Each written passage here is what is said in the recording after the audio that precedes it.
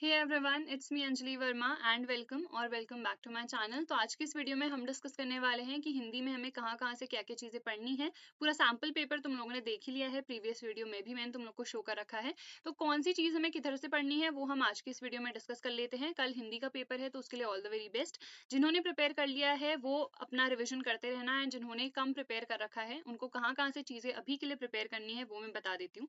तो सबसे पहले ये हमारे पास पेपर है, ठीक है। इसमें सबसे पहले ये जो अपठित गद्यांश वाला पोर्शन है, इसमें सिर्फ एमसीक्यूज आने वाले हैं हमारे, और पद्यांश में भी। तो देखो यहाँ पे 10 एमसीक्यूज हैं, तो ये हमको किधर से प्रिपेयर करने हैं सो दैट ये हमारा बिल्कुल सही आए। तो कुछ ना रीडिंग कर लेना, ठीक है। कुछ पैसेजेस वगैरह मिल जाएंगे तुम लोग को इजीली, तो उनको रीड करना एंड उनमें जो भी क्वेश्चंस वगैरह गिवन रहेंगे उनको खुद से आंसर करने का ट्राई करना। देखो यहाँ पे बिकॉज एमसीक्यूज है तो अगर सही है तो सही है और गलत है तो पूरा ही गलत हो जाएगा। इसीलिए बहुत इंपॉर्टेंट है कि इसकी पहले से थोड़ी प्रैक्टिस करके रखना, ठीक है। उसके बाद हम आ जाते हैं पद्यांश में। तो पद्यांश में भी हमारे पास वही चीज है। पहले तो ये हमारे पास क्वेश्चंस हो गए पहले वाले गद्यांश से। अब इधर पे पद्यांश। पद्यांश यानी कि हमारे पास जो भी पोयम रहती है, तो पोयम के लिए भी बहुत इंपॉर्टेंट है कि हम पहले तो समझें कि उस पोयम में एग्जैक्टली क्या क्या चीजें गिवन है। उसके बाद ना अभी अलंकार भी पूछे जा रहे हैं, तो अलंकार की थोड़ी नॉलेज होनी चाहिए। वैसे पहले क्लास 10th में अगर तुम लोगों ने पढ़ रखा है तो तुम्हें आता होगा, अगर नहीं पढ़ रखा है तो थोड़ा सा ओवरव्यू ले लेना अलंकार का, क्योंकि उससे भी क्वेश्चन आए हुए हैं, ठीक है।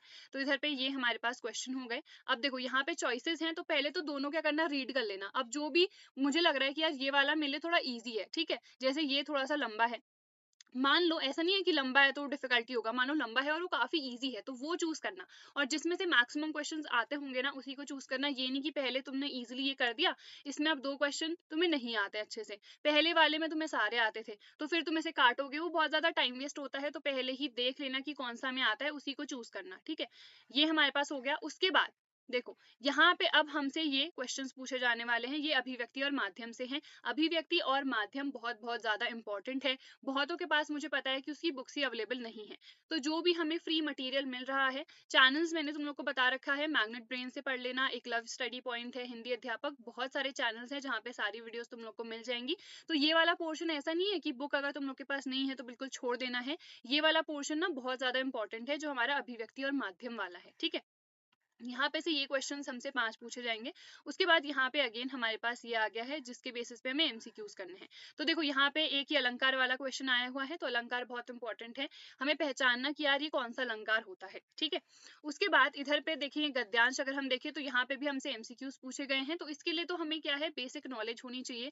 समरी से भी हमारा काम चल जाएगा, हमें बेसिक नॉलेज है क्या क्या चीजें उस पर्टिकुलर हमारे चैप्टर में है, तो हम इजिली इनको आंसर कर सकते हैं। क्योंकि ये जो एमसीक्यूज है ये इस जो भी हमें गद्यांश गिवन रहेगा इसी से आते हैं जनरली। यहाँ पे देख के भी हम आंसर कर सकते हैं, और अगर हमें पहले से आता होगा वो चैप्टर तो वो हमारे लिए आंसर करना बहुत ज्यादा इजी हो जाएगा, ठीक है। तो सबसे पहले तो समरीज देख लेना इसके लिए। अभिव्यक्ति और माध्यम के लिए ना बहुत इंपॉर्टेंट है कि जो भी हमारे रिपीटेड टाइप के क्वेश्चन आते हैं उनको हम पहले से ही प्रैक्टिस कर ले। तो जो भी मैंने चैनल्स तुम लोग को बताए हैं ना वो डेफिनेटली कर लेना।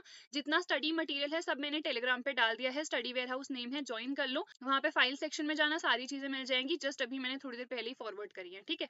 ये हो गया। अब देखो इधर पे ये हमारे पास क्वेश्चंस पूछे गए हैं वेदांत बुक से, एमसीक्यूज है। तो इसके लिए अगर तुम लोगों को पूरी समरी पता है, इजीली सारे यहाँ पे आंसर कर सकते हो। एंड इसमें कुछ अलग से भी क्वेश्चन है, जैसे एक ये है, जूझ उपन्यास मूलतः किस भाषा में लिखा गया है। तो कौन सी भाषा में वो लिखा गया है ये हमें पता होना चाहिए। अब इसके लिए सिर्फ अगर तुम लोगों ने ऊपर ऊपर से समरी देख रखी है तो इस टाइप के नहीं आंसर कर पाओगे। तो इसीलिए एक बार डेफिनेटली समरी की खुद से रीडिंग भी कर लेना, जो उसमें इंपॉर्टेंट चीजें हैं वो देख लेना। अगर तुम लोगों ने पहले से ही रीडिंग कर रखी है चैप्टर की तो वेल एंड गुड। अगर तुम लोगों ने रीडिंग नहीं कर रखी है चैप्टर की तो अभी इतना टाइम नहीं है, तो इट्स ओके। जो भी हमारे पास समरी है उनको पढ़ लो, जो भी एक्सपेक्टेड टाइप के क्वेश्चंस है, इंपॉर्टेंट क्वेश्चंस है, टीचर्स हमें करा रहे हैं यूट्यूब पे फ्री, तो वहां से पढ़ लेना, ठीक है। ये हमारे पास चीज हो गई। इसके बाद देखो ये तो हमारे पास वही क्वेश्चंस हैं। अब यहाँ पे ये वाला पोर्शन, जैसे कि मैंने प्रीवियस वीडियो में भी बताया था, इस वाले जो खंड ब है ना, यहाँ पे मार्क्स कटने के चांसेस बहुत रहते हैं। इसीलिए इट्स वेरी वेरी इंपॉर्टेंट कि इसमें ना हम बहुत अच्छे तरीके से लिखें। जैसे ये रचनात्मक लेखन है तो इसकी भी रीडिंग कर लेना। अगर तुम लोग के पास बुक्स है तो वेल एंड गुड, नहीं है तो अब क्या कर सकते हो, यूट्यूब पे या तो लेक्चर्स देख लेना या फिर फ्री मटेरियल डाउनलोड कर लेना, वहां पे से रीडिंग वगैरह करना। जो भी ये चीजें होती है ना, क्योंकि जब भी हम एग्जाम में लिखते हैं तो बहुत अच्छे अच्छे से हमें कुछ वर्ड्स ऐसे डालने पड़ते हैं, जैसे इंग्लिश में भी हो गया तो कुछ अच्छे वर्ड्स हमें इंसर्ट करने पड़ते हैं जिनको हम कीवर्ड्स कह देते हैं। तो वही सेम चीज इधर पे भी चलती है। जैसे लोकतंत्र में मीडिया की भूमिका हो गई, तो क्या भूमिका रहती है उसकी, पॉजिटिव साइड भी हम देख सकते हैं, नेगेटिव साइड भी देख सकते हैं ना। तो वो जितनी भी चीजें हैं उनको मेंशन भी कर सकते हो। उसके बाद इधर पे ये जो क्वेश्चंस के आंसर होते हैं ये हमेशा प्रीवियस ईयर से रिपीट होके ही आते हैं। तो ये जितने क्वेश्चंस पहले आ चुके हैं ना उन उनको अगर तुम लोगों ने पढ़ लिया तो ये इजिली कर सकते हो, एंड ये बुक से रिलेटेड क्वेश्चन ही रहते हैं। जैसे जो बुक के पीछे हमें क्वेश्चन गिवन रहते हैं ना, वही जनरली यहाँ पे भी आते हैं। तो ये क्वेश्चन जितने हैं हमारे पास, हमें इनको बहुत अच्छे से प्रिपेयर करना है। जैसे यहाँ पे समाचार लेखन से रिलेटेड जो हमारा अभिव्यक्ति और माध्यम का है, तो सिर्फ एमसीक्यूज ही नहीं आ रहे हैं, यहाँ पे ये वाले भी क्वेश्चन आ रहे हैं, तो इनको हमको बहुत अच्छे से प्रिपेयर करना है, ठीक है। इन द सेम वे यहाँ पे जितने क्वेश्चन है हमारे, चाहे वो पद्यांश से हो गया, गद्यांश से हो गया, यानी कि पोएम्स और जो हमारे चैप्टर्स है उनसे, तो इन सबको ना हमें बहुत अच्छे तरीके से प्रिपेयर करना है। यहाँ पे मार्क्स कटने के चांसेस सबसे ज्यादा रहते हैं। जैसे मैंने प्रीवियस वीडियो में अपनी आंसर शीट शेयर करी है, तो वहाँ पे बहुत ज्यादा मार्क्स कटे हुए हैं, because it depends on the examiner कि उन्हें आंसर पसंद आया है या फिर नहीं। बट तुम लोग को ना अपना 100% देना है इधर पे भी। ये जितने क्वेश्चन है ना, अगेन मैं बता देती हूँ कहाँ से प्रैक्टिस करना है। सबसे पहले समरी तुम्हें पता होनी चाहिए पूरी चैप्टर की।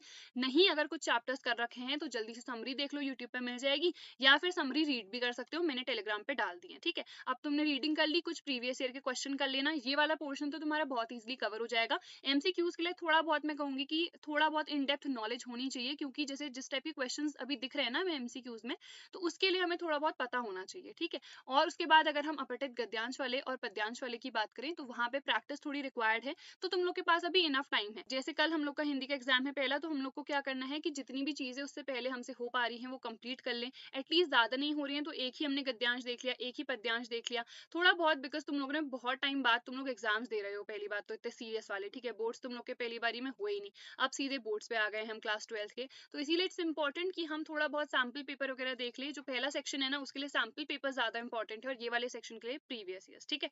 सो आई होप ये सारी चीजें तुम लोग को समझ में आ गई होंगी। So that is it for our today's video. Do not forget to like, share and subscribe to my channel. I will see you guys in the next video.